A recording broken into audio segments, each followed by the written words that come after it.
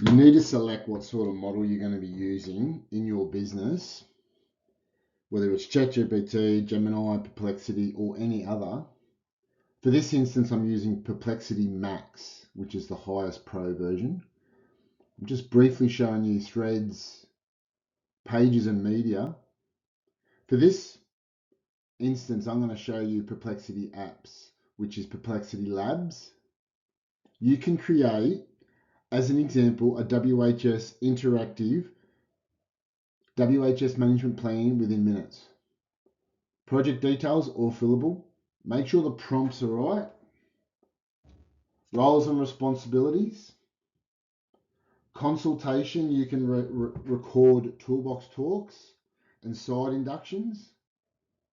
Risk management with some flowcharts. A SWMS as per drop down for high risk as per the WHS Management Plan. Site specific rules, incident reporting, emergency procedures, and then training and induction and site inspections.